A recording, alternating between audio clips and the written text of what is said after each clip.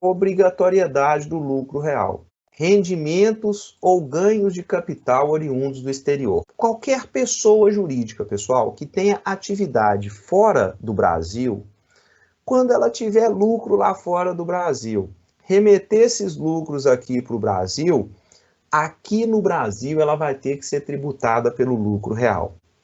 Ah, professor, mas e lá no outro país? No outro país é só analisando a legislação do outro país. Se a pessoa jurídica brasileira tem algum tipo de filial, sucursal, escritório de representação, seja lá o que for, fora do país, quando essa unidade fora do país der lucro e remeter esses lucros para a sede aqui no Brasil a sede vai ter que ser tributada pelo lucro real.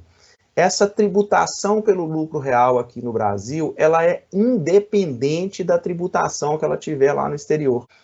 E o ganho de capital. Então, o ganho de capital ele é basicamente a diferença entre o valor de venda menos o valor de compra. Então, se a pessoa jurídica comprou aí um bem por 100 e está vendendo esse bem por 120, o 100 aqui é representativo, né, pessoal? Pode ser 100 mil, 100 milhões. Ela vai ter um ganho de capital de 20. E aí ela vai ter que pagar o imposto de renda sobre o ganho de capital. E o outro aspecto disso aqui no Brasil, ela vai ter que ser tributada pelo lucro real.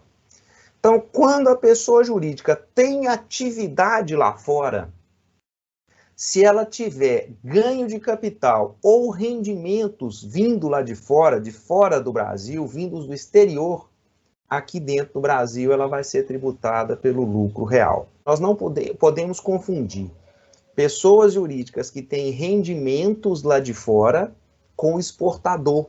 Se a gente for ler esse item de forma desavisada, fica parecendo que toda empresa de exportação, então, vai ter que ser tributada pelo lucro real. E não é assim. Não é isso que a lei está estabelecendo. Para uma pessoa jurídica ser considerada aí como tendo rendimentos vindo do exterior, ela tem que ter algum tipo de atividade lá fora. Por quê? Se é o exportador, quando ele exporta o seu produto, ele está exercendo a sua atividade onde? Aqui no Brasil. Então ele vai desenvolver a sua atividade aqui no Brasil, por exemplo, a industrialização, né? E vai vender esses produtos lá para fora. Quando o exportador vende esses produtos lá para fora, o que está vindo lá de fora não são os rendimentos. O que está vindo lá de fora é o pagamento do exportador. E o critério aqui de obrigatoriedade do lucro real não é o pagamento. O critério de obrigatoriedade do lucro real são os rendimentos. Então, olha só a diferença disso. O exportador, ele pode desenvolver sua atividade aqui no Brasil, exportar, vender lá para fora.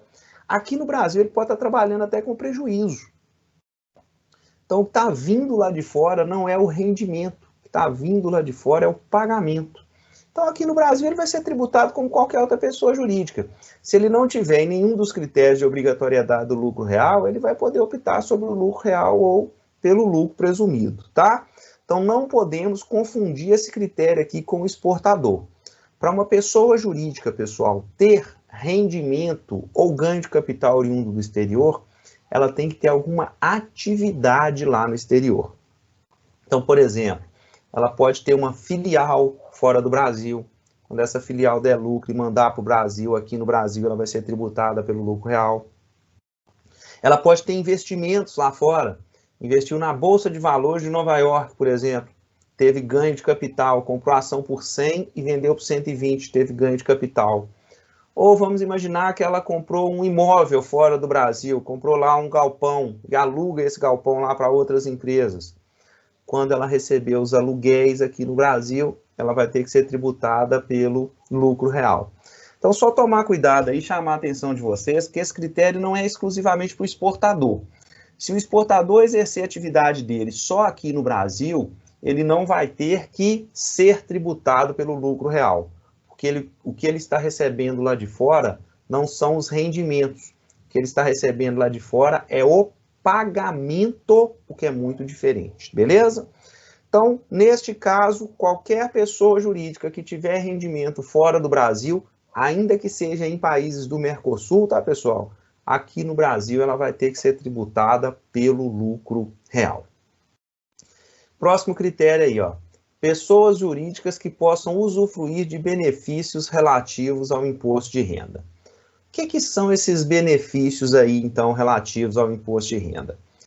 Vocês já devem ter observado aí, né, que quando a gente vai ver um filme nacional, ao final do filme passa lá um tanto de patrocínio, o nome de um tanto de empresas lá.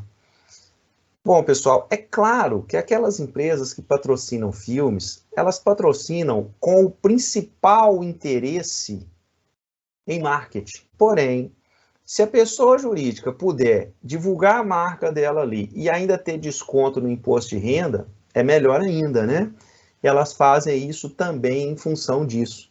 Aqui no Brasil nós temos uma lei que é chamada Lei de Audiovisual, que o que acontece? Quando essas empresas, elas fazem investimentos aí no audiovisual, que é basicamente os filmes aqui no Brasil, com patrocínios, elas têm direito de abater uma parte disso no imposto de renda. E ao abater isso no imposto de renda, elas só conseguem fazer esse abatimento se elas estiverem aí sendo tributadas pelo lucro real. Se elas estiverem na forma de tributação do lucro presumido, elas não vão ter benefício nenhum aqui no imposto de renda. E não é só essa lei não, tá? A gente tem várias. A gente tem a lei de incentivo à cultura, que ela é chamada muito de lei Rouanet. Quando a pessoa jurídica vai querer patrocinar ali peças teatrais, espetáculos de música, espetáculo circense, se ela tem a aprovação lá dessa lei Rouanet, ela consegue também abater esses patrocínios que ela faz aí no imposto de renda. Então ela consegue divulgar a sua marca e ter benefícios aqui na área do imposto de renda. Só que ela só consegue ter esses benefícios se ela for tributada pelo lucro real. Temos outras também, tá? Tem o PAT, que é o Programa de Alimentação do Trabalhador. A pessoa jurídica também tem direito de abater parte do imposto de renda. Nós temos aí também a regulamentação de doações para o OCIP, de doação para a Funda Criança e Adolescente. Então, essas empresas que têm, pessoal, esses tipos de investimentos, né, investimentos inclusive sociais, né, para divulgação de suas marcas, elas até podem abater uma parte disso no imposto de renda, mas ela só pode abater se ela estiver sendo tributada pelo lucro real. Então, quer dizer que empresa que é tributada pelo lucro presumido não pode patrocinar filme, por exemplo? Não estou falando isso não, pessoal. Ela pode patrocinar o que ela quiser. Só que se ela fizer o patrocínio, ela não vai ter nenhum tipo de desconto no imposto de renda. Por quê? Para ter benefícios aqui na área do imposto de renda, ela tem que obrigatoriamente estar sendo tributada pelo lucro real. Se ela não for tributada pelo lucro real, ela pode patrocinar o que ela quiser, só que ela não vai descontar nada do imposto de renda. Até porque o imposto de renda pelo lucro presumido, o volume de despesa que a pessoa jurídica tem, não vai influenciar em nada, tá? Então, todas essas empresas que têm benefícios na área do imposto de renda, seja com a lei de audiovisual, lei de incentivo à cultura, né, que é a lei Rouanet, programa de alimentação do trabalhador, as doações para o OCIP, doação para a Funda Criança e Adolescência, essas pessoas jurídicas, elas têm o benefício apenas se tiverem a tributação pelo lucro real. A tributação pelo lucro presumido não dá direito a nenhum tipo de abatimento aqui no imposto de renda.